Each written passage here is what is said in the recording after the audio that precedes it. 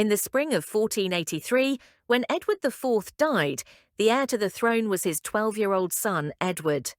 Known to history as Edward V, the young prince was seen as a beacon of hope for the kingdom's future, yet his youth posed a serious problem.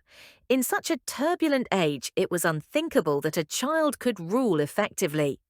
Prince Edward had been sent north by his mother, Elizabeth Woodville, and her family. But as he made his way toward London, he was intercepted by his uncle, Richard, Duke of Gloucester. Richard had long been Edward IV's most loyal supporter and the trusted military commander who secured the north. According to Edward IV's final wishes, Richard was declared Protector of the Realm, a title that effectively handed him control of the government until the boy king was formally crowned. From this moment, court politics became deadly. The Woodville family sought to place Edward on the throne as quickly as possible, securing their influence by ruling in his name. Their goal was to dominate the royal household and shape the new reign to their advantage. Richard, however, opposed such haste. He argued that the young king was not yet ready, that the delicate balance of the realm required careful stewardship. In truth, Richard intended to take his nephew firmly under his own protection, consolidating his hold on power in the process. Thus, Edward V's path to the throne immediately turned into a struggle between two rival factions, the ambitious Woodvilles and Richard of Gloucester. For the young king, authority remained purely symbolic. The real power would fall to whichever side prevailed. Edward's journey toward London soon became the turning point of his fate. At Stony Stratford, he was met by his uncle Richard. But this was no family reunion, it was the opening move of a political coup. Richard had the leading Woodville men arrested. Anthony Woodville, Earl Rivers, the Queen's brother, and Richard Grey, Edward Fee's half-brother, were taken into custody. This decisive act struck directly at the heart of Woodville influence at court. The young king himself was escorted to the Tower of London, ostensibly for his own safety. Yet to contemporaries, this looked less like protection and more like imprisonment. Londoners soon realised that their boy king had not yet been crowned, but was instead being kept behind walls, hidden from public view. On the 13th of June 1483, another shock followed. Richard suddenly accused Lord Hastings, one of Edward IV's most loyal counsellors, of treason and had him executed on the spot. Hastings' death revealed just how far Richard was prepared to go in his pursuit of power. Few remained who could openly oppose him. Richard's next step was even bolder. He attacked the legitimacy of his nephews. He claimed that Edward IV had been pre-contracted to another woman before marrying Elizabeth Woodville, rendering that marriage invalid. By this logic, Edward V and his younger brother, Richard, Duke of York, were declared illegitimate. Though the evidence was flimsy, the climate of fear Richard had created ensured the claim's acceptance. On 26th of June 1483, a council resembling Parliament declared that Edward V could not inherit the throne. In one of the most controversial successions in English history, Richard seized the crown for himself, becoming Richard III. The two boys, Edward V and his brother, remained confined within the Tower. In the early weeks of Richard's reign, the princes were still occasionally glimpsed, playing in the Tower's yard or peering from windows. But as the summer of 1483 wore on, such sightings became fewer.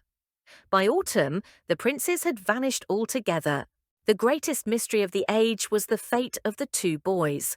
No one knew for certain where they had been taken or what had become of them. Yet the prevailing belief was that Richard III had them eliminated to secure his own throne. This suspicion, used as political propaganda by his enemies, soon became widely accepted among the public. No definitive proof ever emerged. But in 1674, during renovations at the Tower of London, workmen uncovered the skeletons of two children. These remains were believed to belong to the missing princes, and ever since, they have been linked to their story. Modern scientific analysis has been unable to confirm their identity with certainty, but the discovery reinforced the long-standing belief that the princes were indeed murdered within the tower. The disappearance of the princes cast a permanent shadow over Richard's reign. Even though their deaths were never proven, the belief that Richard had killed his own nephews branded him as a cruel and untrustworthy monarch. In the eyes of many, he was not merely a usurper, but a tyrant who had committed the ultimate crime against his own blood. This scandal damaged more than Richard's personal reputation. It shook the very legitimacy of his rule. The mystery of the princes in the Tower would remain one of the most enduring enigmas of English history, ensuring that Richard's name would forever be shrouded in controversy. Only months after Richard's seizure of the crown, the kingdom was plunged into fresh turmoil. This time, the challenge came from his former ally, Henry Stafford, Duke of Buckingham. Once one of Richard's most powerful supporters after the fall of Warwick and Clarence, Buckingham had risen in prominence under the new king. Yet their alliance soon fractured. Some historians argue that Buckingham felt underappreciated by Richard. Others believe he was horrified by the disappearance of the princes and the king's increasingly ruthless image.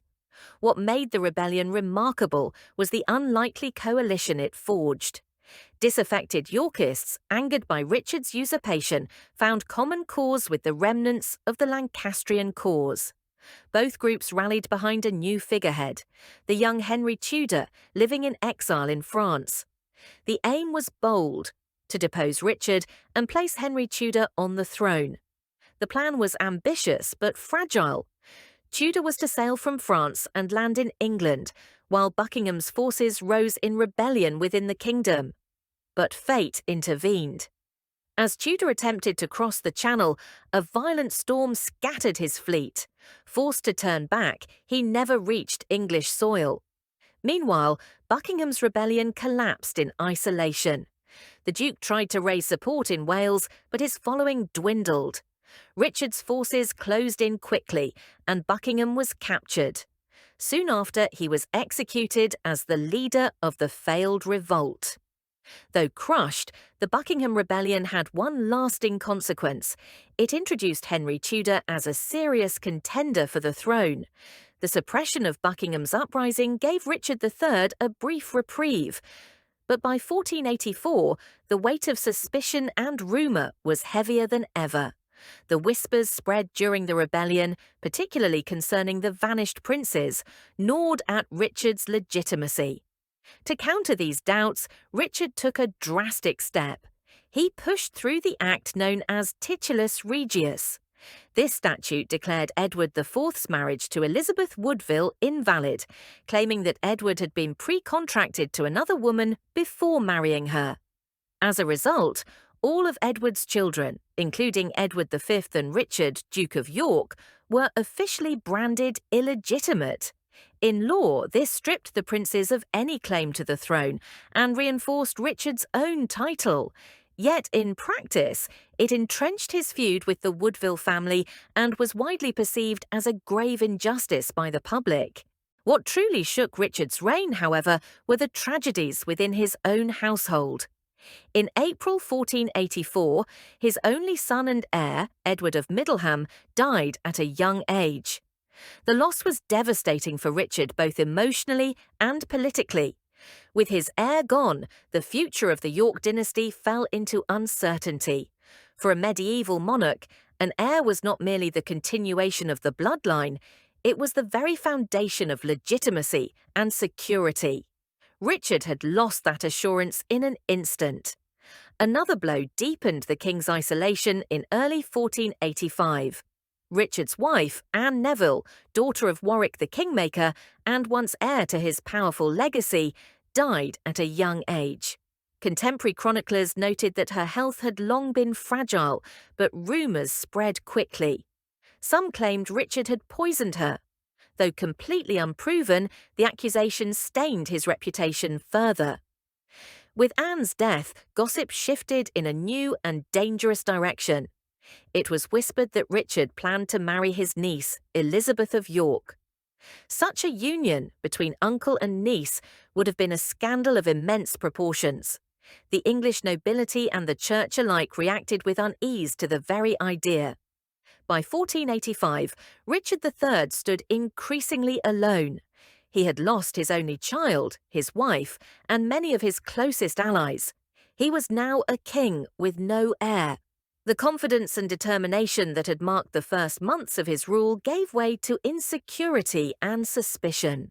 At court, whispers of fresh uprisings grew louder, and across the Channel, in France, Henry Tudor was gathering support, emerging as the new hope of Richard's enemies. Richard remained king in name, seemingly at the height of his power. Yet beneath the surface, his dynasty was collapsing, and his reign had become fatally fragile.